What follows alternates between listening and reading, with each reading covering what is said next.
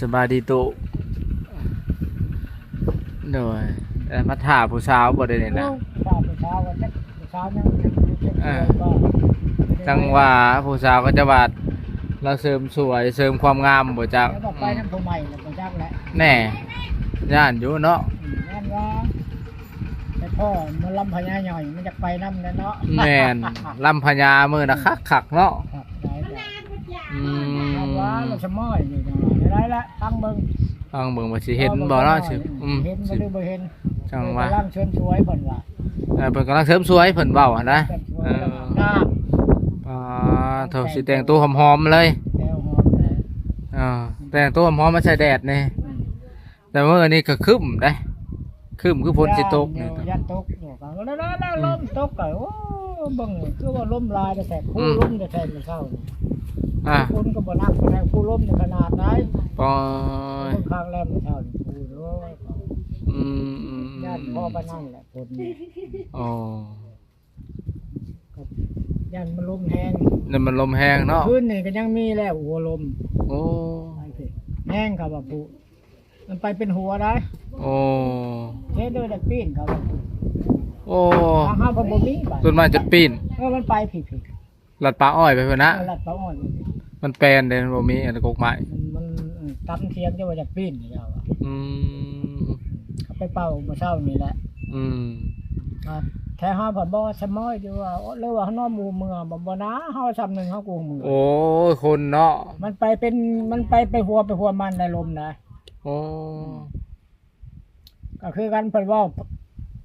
พายุแน่หนึ่งพายุอหินน่ะเนาะ อืม ตัวนั้นนี่กับมีอาจารย์ใหญ่นี่เพิ่นบ่เอาได้มันคือปีงนี่ได้ อืม แต่ว่ามันยุดใช้อยู่หั่นน่ะนะ โอ้ มันบ่เอาแม่ตัวนั้นแล้ว แล้วเล่นบ่ แล้วบ้านนี่มันพักอยู่หั่นเฉพาะว่ามีมือหนึงมื้อใดมันไปอีกได้ เอ เจ้า อ พายุอหินนี่เจ้าว่า มันเป็นแม่คือปืนนี่ไปจับตะโปดแล้วลำไม้โลก มันเช้าในกกไม้นะมันเช้า ใช่ นะ ก็ไม่ โอ้ คือมันมาชุดจุดดอนตัวนี้อยู่ดอนตัวนี้แหละพุ่นแล้วเกิดพ้นใหม่ไปแล้วมันจะเหาะไปใหม่ได้ อืม แต่ว่าพายุเท่านั้นมันแน่นั่นเลย โอ้ เป็นโตเป็นหัวพายุไอ้หิงก่อน เป็นโตเป็นหัวเป็นเลยเป็นหมุนไปคือลมหกกุดนี่บ่ บาดมันไปเศร้ามันก็เป็นแม่คือแม่ปืนแม่ตีนเนี่ยจับอยู่ในใหม่ อ๋อ อาจารย์ใหญ่ไปเอาเพิ่นว่าดีเพิ่นว่า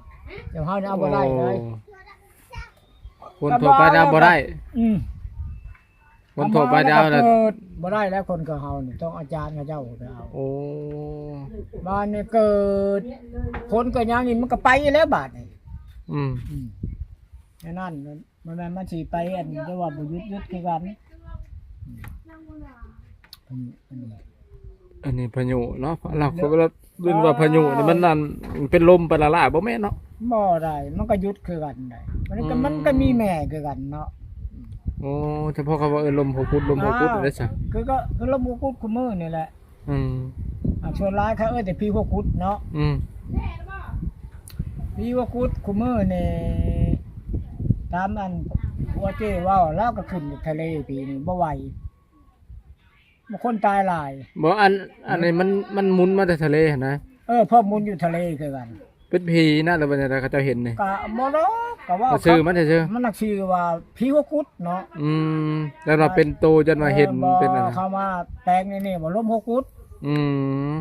เพิ่นว่าพี่หัวกุดแล้วแต่พ่อแต่แม่ โอ้เขินผีหัวกุด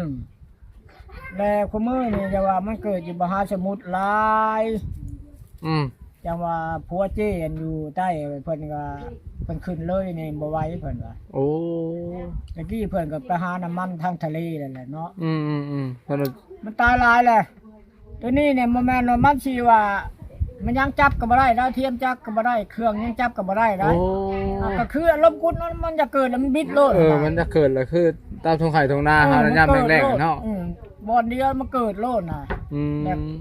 แต่ว่าคนขึ้นลงทะเลเนี่ยตายหลายแล้วผมมันเกิดตัวนี้แห้งพายุได้หนึ่ง ลมพิวกุดนี่ พายุพิวกุดน่ะมันไม่ได้บอกว่าวันที่นั่นวันที่นี่เนาะชั่วโมงนั้นแต่ว่ามันหมุนโลดใด คำว่าพายุอันแนวอื่นยังว่าเขาเจ้าหัวจ้างฮ้อนเวลามันสิเกิดอันนี้บ่มีเพิ่นลาวว่าลาวก็จะบ่ยอมลงทะเลเลยนี่ ย่านแล้วเนาะ ย่านนั่นแหละ อ๋อ บ่ย่านก็จะตายเลยมันเอาเจ้าเทิงขี้ดินปลูกพุ่นแหละเนาะ เพื่อซำยังมันก็ยังบ่อยู่เลย แม่นแหละ ว่าคือได้มันก็ต้ม บ่ยังพ่อใหญ่เว้าแลนนะ ว่าเล่น บ่อันอิหยังก็แลนนี่กับพลนี่ก็มันอันนั้นบ่เขาจะเบิ่ง เบิ่งหางมัน เบิ่งหางมันนะ เขาก็ว่ายากทางแลนน่ะเล่นหกก็มีได้น้อยเดียวเขาว่ามันมีแต่แดดลาย มันจะแดดลาย แดดแล้วมันแดง โอ้ เพราะมันก็เป็นการไผการมันแล่นน้อยได้มันเป็นแล่นใหญ่ได้แล่นทับปมือนี่ ว่าแลนใหญ่ บ่แล่นใหญ่มันก็บ่เป็นเรื่องเลยอะ ๆอืม แล่นทับทรงนิ้วนี่โอ้ยกำลังเขาว่าปีนั้นมันดีเนี่ยหางแล่นน่ะบ่ดำเป็นกระเดือนมันแดดกับหูจักอันนี้ อ๋อ อันนี้บ่มีเขาอ่ะหืมเบิ่งเดือนใดก็มีตาแต่แดดเขาอ่ะ อืม เดือน6เป็นแล้วกินนี่ก็มีน้อยเดียวก็ตกได้เด้อ อ๋อ ทางแลนนี่ครับสมควรนะก็มักสมกุยคนบ่ได้เข้าเราตัวนี้แต่ก็มี อืม มักสมกุยนี่ก็พอแล้วนะ โอ้บอกคือกันอะไรกัน บอกคือกันกับแลน คำมันดกละแสดงว่าผลดี อ้าว บ่ มัน รู้ ก็ เลย มันก็เป็นป้องไปป้องมันเนาะ เออ เขาเริ่มเดือน6มันก็อยู่เงาแม่นบ่ ว่า ก็เป็นดกก็มาประการตัวนั้นนี่เดือนนั้นนี่ไล่ไปโอ้เดือนนี้บ่มีมันก็บ่เป็น อืม หมากสมกุยมันสมกุยจำก็กระแช่อยู่ตามกระปุย อืมตำใส่ชมบดแดงครับผม จำชมแดงคำว่าปีเดือนนั้นมันดีมันเป็นปุ้มโลดปุ้มกระบักใหญ่โลด โอ้ มากอันนะเครือมันก็มันไม่ได้เป็นน้ำดอกเครือจะเป็นขน อืม มันก็ขึ้นกูไม้คือเครื่องเขาเลยแหละ อ่า เครือบักสมกุยโอ้ยขับปีได้มันผลบ่มีมันก็บ่มีหมากดีได้มันปองสำคัญอยู่อย่างว่า สำคัญเนาะหมากไม้นี่กัน บางไม้ก็สำคัญไหม อืม สำคัญเบิดแน่ลูกไม้เขาก็คือกันลูกไม้นี่ โอ้หน่อไม้ เอา นะ ปีนี้นี่หูจักนี่คือปีนี้เนาะเขาก็เบิ่งแล้วจังหน่อยถ้าว่ามันนั่นลูกไม้อันท่วมแม่เนี่ยพ้นดีปีน่ะ โอ้ ลูกไม้ใหม่ครับมันท่วมลำเก่าน่ะ โอ้ เพิ่นก็พ้นดีดี แสดงมันสัตว์ขึ้นตัวอัน มัน อะ สั ไร ตว์มันสัตว์ท่วมแม่มัน มันใหญ่มันเกิดขึ้นมันสัตว์ขึ้นมาท่วมท่วม ท่วม ตัวเก่ามัน ก็ว่าปีนั้นน่ะพ้นดีแหละ อ่า นี่นั่นได้ครับเบิ่งบ่ได้นั่นได้ อันนี้คนโมฮานเพิ่นเบิ่งนั่นเหมือนบ่ เบิ่ ตุ งได้นั่น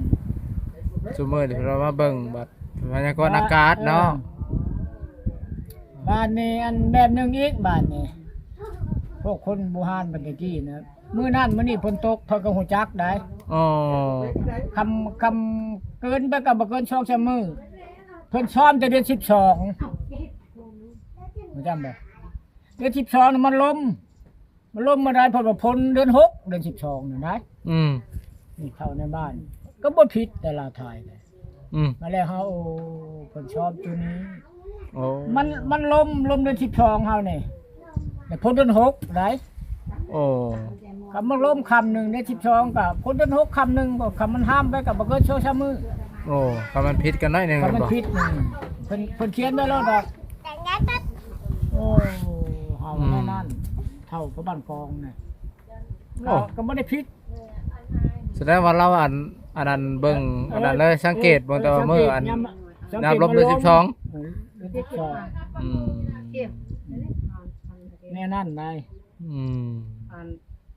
แม่นยัง แห ได้ ละเป็นช่องแหละตอนเป็น โอ้ แล้วทายบ่ได้ผิด คือเป็นช่อง อืม เวลามันนี่มีผลเราอะ เตี้ยมาตอนใด โอ้ เด้ ป้าเท่าจะเอาเพิ่นก็ได้ มาหึงแหละ มาอันนั้นโดนเถิบแล้วมาก็ได้ เอาเห็ดอันนั้นเด้เห็ด เออ เงียตัวช่วย กั เพิ่ ด น อัวซอย ช่วยไม่ใหญ่กันหั่นเด้ อืม นัดอวยซอยแม่ใหญ่ ไม่ดีเนาะ ได้ขายดีอะลิพอ ถ้าได้ไปมันก็จนหมด ไม่เลิกกันเลยได้ขายดีพัดอันบ่ได้ออกไปจอบเข่าบ่ เอาไป จอบกะบ่แม่นงัวกินแล้วตัวพายบ่คือว่างัวกินแล้วตัวเนาะ งัวไผ่บ่มีหรอวะ เขาผูกไว้แล้วบ่เด้นี่ เขาผูกไปแล้วยัด เขาเลี้ยงมาแหละ จะเว้าบ่ได้เฮ้ เขา ย ก็ผูกหัดควาย เว้าบ่ได้เด้เนาะเรียกว่า จะไม่รู้ได้ มันหลุดมาไว้ ก็ผูกบ่แน่นใช่ว่าทอนลักมากินข้าจังแล้วแหล้ว ไม่ได้พ่อบ่าวมันโทรมาบอก โอ้ยกับผู้บ้าเขาบ่ได้เอิ้นแล้วเขาโทรเนาะ น้องมัน ได้ โทรนะ ฮะ น้องมันโทรมา บ่ แล้วเราบอกน้อมโทรมาโทรหาแล้วนะเอาโทรไปแล้วบ่หับได้มื้อนี้ อันนี้ได้